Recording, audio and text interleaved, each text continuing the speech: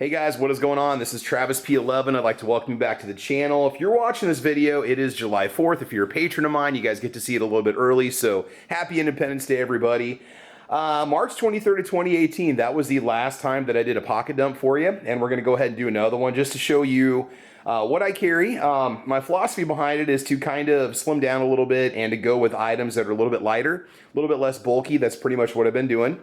Doesn't mean I'm giving up any performance at all, right? Now, as I'm showing you these items, I want you guys to chime in and let me know maybe some corrections you would make or maybe some additions that you have added to your own EDC carry. What am I lacking? Bear in mind, I'm just wearing some cargo shorts here. I got about 4 pockets and that's basically it, so I don't want to be weighed down. So I just carry the minimal of what I need to get by. So first of all, let's go and get started with my knife.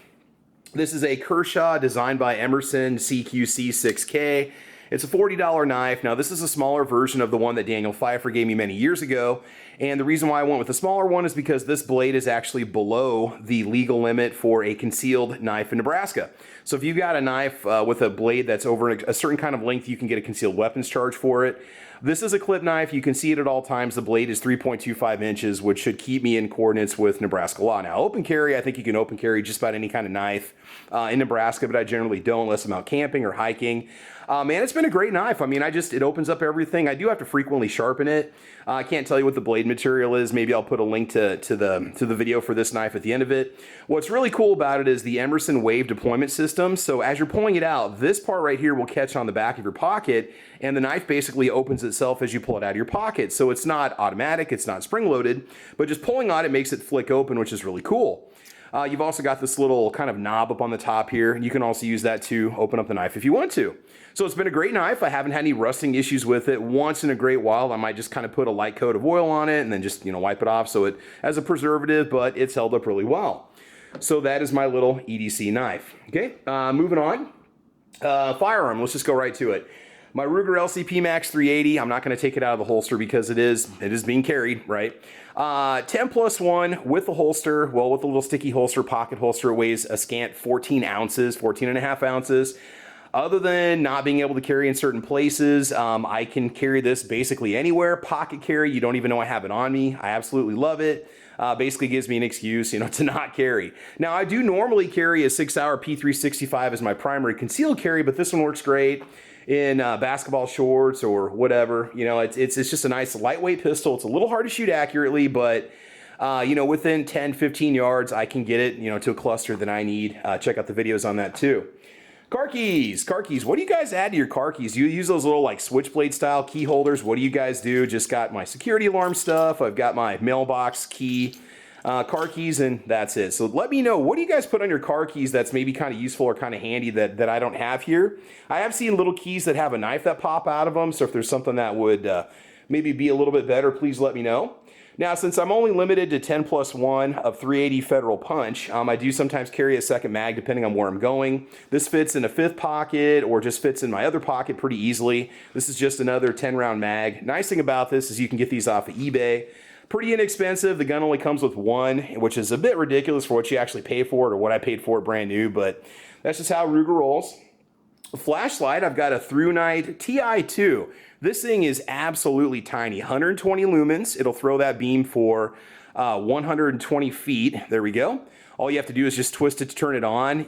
The bad thing about it, you've only got about 15 or 20 minutes of runtime, but this is not my primary flashlight. I carry a full med kit, flashlights, all that crap in my car. So I've got better gear in the car, but this is just on my pocket. If I'm just fiddling around looking for something, this little ThruNite flashlight is freaking awesome. It's IPX8 waterproof, and I think it's $7.99 on Amazon. So Squibby, thank you so much for the keychain. I've got a little tiny magazine that goes in my little tiny gun. No, I'm just kidding. This is actually from Medgar, from NRAM or something like that. But yeah, this little flashlight is awesome. Like I said, lightweight but functional is pretty much my philosophy for summertime carry. Also, do not forget chapstick, absolutely essential. I will die without this stuff, so much so that I've got a stick in every pocket and every coat that I own, because in Nebraska, you don't know what you're gonna get. And so it does come in handy. It's got a little SPF factor on it too, so you don't get, burned or whatever in the summertime. But yeah, chapstick is absolutely essential. My wallet. This is my pop-off wallet that I did an upgrade on, or I did a video on this, an overview on it. It's been about, I'm using this, I think, year 4 at this point, and it's been a wonderful wallet. It's a bit of a dad wallet, but it's got space for everything on it. I still haven't sold out to the idea of one of those little tiny compact, you know, carbon fiber titanium wallets. So this is from Popov Wallet Company. These are made up in Canada, but it's American sourced top grain hide, and so they use really good leathers in it. Hasn't split out, hasn't busted out yet, and it pretty much form fits to whatever you put in it, which is really cool. And then last but not least, and I'm sure I'll probably get the most criticism for this one, I'm just using a 2020 iPhone SE. I've done the huge cell phone thing before. In fact, I was rocking like a 6.5-inch screen Android phone like 8 years ago before it was even popular, and I liked it, but it's not bulky, it's lightweight, it's water resistant, the battery pretty much lasts me all day. The cool thing about this with the iPhone SE series, what a lot of people don't know, is the phone cases have not changed, so the outside of the phone is basically the same dimensions and everything. The screens have gotten better, processors have gotten better. So I've been using the same case now. This is the second phone I've carried it over to, and if I get the new iPhone SE, the 2023 model, this is a 2020, I can use this case. And the case is my absolute favorite. It's a Magpul bump case. You got to watch out because they've got a Magpul field case and a bump case. The bump case actually has like a silicone membrane inside of it with some webbing, and it's designed to dissipate shock. And I'll tell you what, man, I've dropped this thing probably over a dozen times. And while I have cracked the protective outside screen that I have on it, you know, just for extra protection, I've never actually broken the primary screen before on it. And it's just a great little case. They're a little expensive, but I mean, they're not nearly as expensive as what a LifeProof case or whatever they're called, or OtterBox. I think they run about maybe 15 or 20 bucks over on eBay. And works awesome. I mean, it just, you know, of course it's Magpul, so it's cool with me. I think they use the same polymer that they use for their magazines. So that is the iPhone SE. And that's basically it. I guess I sometimes take a tactical pen with me depending on where I'm going. It really depends on what I'm doing. Sometimes I'll grab some extra accessories. Sometimes I don't if I'm going camping or going to be out. You know, sometimes I'll grab a pack of matches or something to have with me in case we need to light a fire. But overall, this is basically it. And I've been really happy with how everything performs. And it's not a very expensive investment really for any of this stuff. $40 knife, you know, $8 flashlight. Ruger LCP Max, I think these are maybe $349 now, something like that. If you can get one for 300 bucks, highly recommended.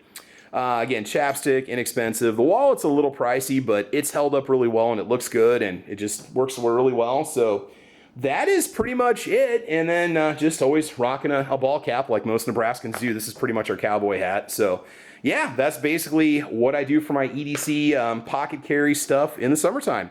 So anyway, guys, like and subscribe. Make sure you chime in down below, and let me know what you guys tend to carry that might be a little bit different. What am I lacking? Usually in the wintertime, I'll have a more full-size pocket tool with me, you know, like a Leatherman and stuff like that.